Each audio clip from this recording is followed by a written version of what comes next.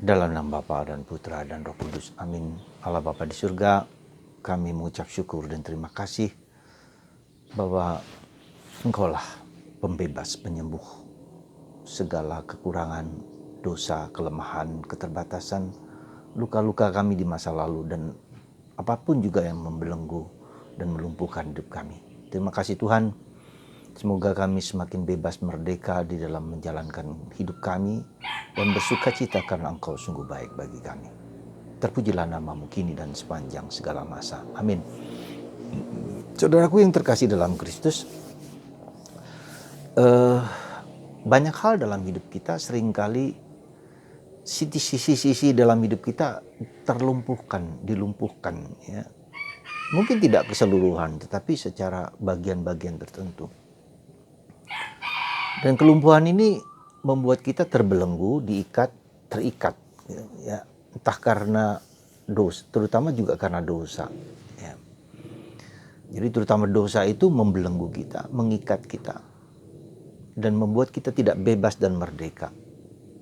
Dan itu terungkap dalam, katakanlah secara gampangan, dalam ketujuh dosa yang kita miliki. Menjadi orang yang sombong, itu juga keterikatan, ya, terikat akan pandangan, sikap, dan seterusnya. Orang yang marah, ya ada kekecewaan, ada kemarahan. Ada orang iri, ya, terhadap benda. Kemudian juga cabul, terikat kepada suatu kenikmatan, kesenangan. Kikir juga terhadap harta benda. Juga serakah juga terhadap barang-barang duniawi. Ya. Kemalasan juga begitu. Malasan itu bukan hanya dalam hal pekerjaan, tapi dalam hidup rohani juga yang seharusnya kita lakukan, tapi tidaklah kita lakukan. Ya, kita malas, kita tidak mau. Membuat kita lebih baik, ya, lebih berkualitas, lebih dalam, lebih tumbuh menjadi manusia yang berkenan pada Allah dan sesama. Jadi kalau kita perhatikan, ya, jadi kita itu lumpuh, ya, dalam sisi-sisi kehidupan kita dengan dosa kita. Juga bisa saja karena luka batin, ya. Karena kelemahan-kelemahan kita di masa lalu. Kita terikat kepada masa lalu, ya, selalu mengeluh, selalu kembali ke masa lalu. Seperti halnya dengan bangsa Israel, meski tahu mereka dibelenggu, diperbudak di Mesir, tapi mereka ingin ke sana karena tidak tahu bahwa yang di depan itu, mereka tidak mau yang di depan yang menyulitkan itu yang membuat mereka berat. Jadi keterikatan ke masa lalu, diikat oleh masa lalu, oleh sesuatu yang membuat kita tidak bebas dan merdeka, itulah yang mau dihancurkan oleh Yesus akibat dosa. Jadi Yesus justru, si iblis itu memang mengikat kita, menghancurkan kita. Ya, maka satu generasi dihabiskan dulu 40 tahun bangsa Israel masuk ke tanah terjanji. 40 tahun, bayangkan. Jadi demikian juga dengan hidup kita. Ya, maka apa yang sering kali mengikat hidup kita, yang membuat kita lumpuh, maka kita butuh orang lain gitu loh. Kita sadar bahwa kita membutuhkan orang lain karena situasi kita tidak menyenangkan, tidak membuat kita merdeka, maka kita butuh orang lain. Maka dalam Injil hari ini orang-orang membawa si lumpuh itu kepada Yesus bersama-sama karena dia tidak mampu, maka ada orang-orang yang membantu dia sampai kepada Yesus, dan dia juga mau untuk itu. Jadi ada kerjasama antara diriku yang tidak mampu dengan orang-orang yang bisa membantuku untuk datang kepada Yesus. Dan disitulah peran kita. Kita bisa saja dalam tanda petik kita lumpuh, tapi juga bisa saja kita membawa orang lain untuk kepada Yesus, membawa kepada orang lain kepada Yesus supaya orang itu dibebaskan. Jadi itulah saudaraku yang terkasih dalam Kristus. Jadi Yesus mau menunjukkan kepada kita lebih dalam bahwa dosamu sudah diampuni. Dan Tuhan Yesus memberikan perdamaian, menghancurkan dosa itu. Memberdamaikan orang berdosa itu menjauh dari dirinya sendiri. Dia punya gambaran yang keliru tentang dirinya sendiri. Dia mempunyai gambaran keliru tentang Allah, ya, gambaran keliru tentang sesamanya. Kalau kita perhatikan dalam kisah kejadian jatuhnya manusia dalam dosa, kita lihat bahwa hubungan Adam dan Hawa menjadi renggang.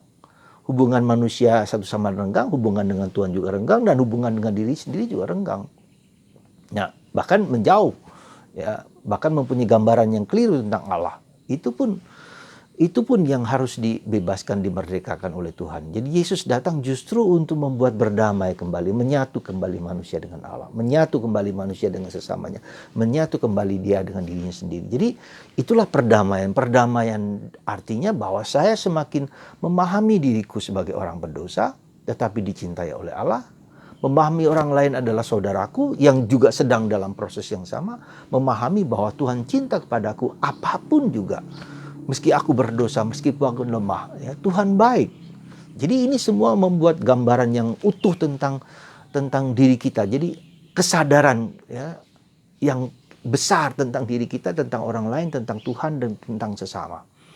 Jadi saudaraku terkasih, itulah misi Yesus, membebaskan kita, menyembuhkan kita, melepaskan kita dari belenggu-belenggu masa lalu, ya, belenggu ketakutan, belenggu kecemasan, belenggu rasa bersalah, ya, rasa takut. Nah, itu semua dibebaskan.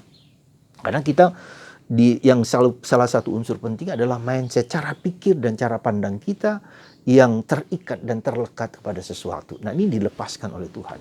Dan itu membutuhkan proses yang panjang. Nah, maka kalau kita perhatikan dalam bacaan pertama hari ini, kita mencontoh teladan Abraham.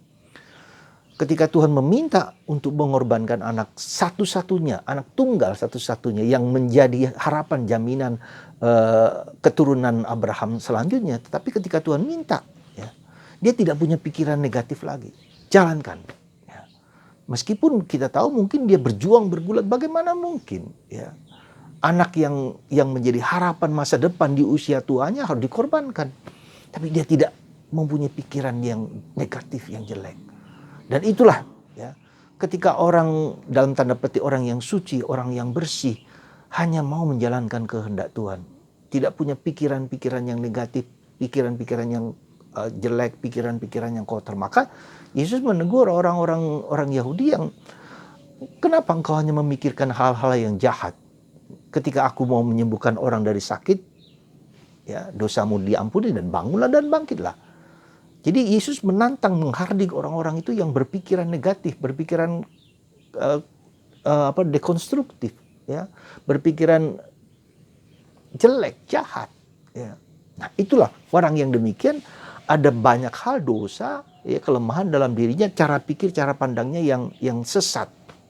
Nah, dari terkasih, maka bagaimana kita bisa dilepaskan dari ketersesatan, keterlekatan pikiran dan dosa segala macam? Kita dekat pada Yesus. Mohonlah kepada Yesus. Kita tahu, sadar akan situasi kita yang demikian, dan kita datang kepada Yesus. Mohon pengampunan. Jadi ada 3 hal yang harus kita selalu mohonkan. Pertama, yaitu ask for God's mercy. Mohon belas kasihan Allah. Ya.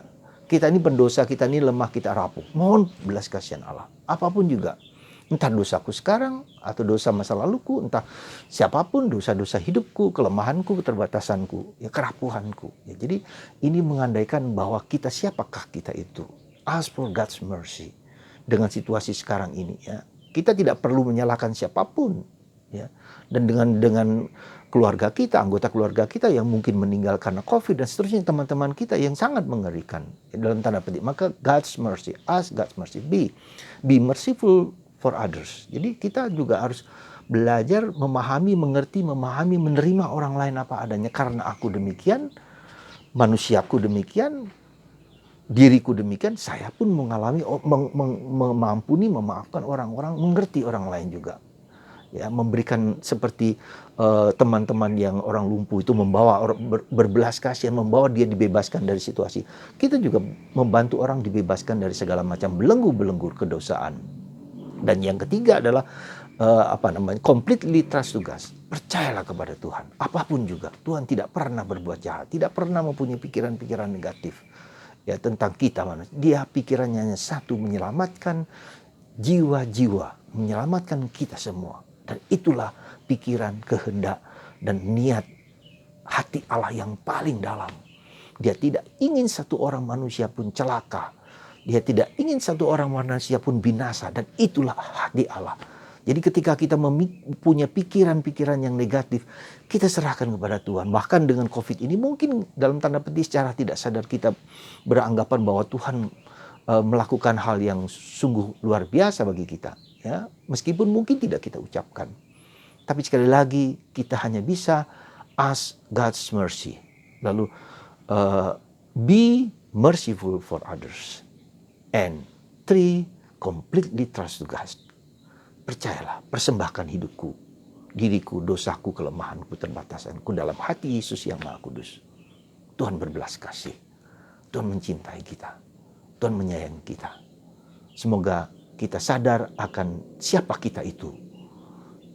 Diselamatkan, ditebuskan, disembuhkan, dibebaskan dari berbagai macam keterikatan-keterikatan, apapun bentuknya. Semoga kita semua semakin menyerah kepada Tuhan. Karena dosa itulah membuat kita tidak berani dan takut untuk menyerahkan seluruh diri kita kepada Tuhan. Dan itulah menimbulkan kecemasan. Tuhan memberkati kita semua dalam nama Bapa dan Putra dan Roh Kudus. Amin.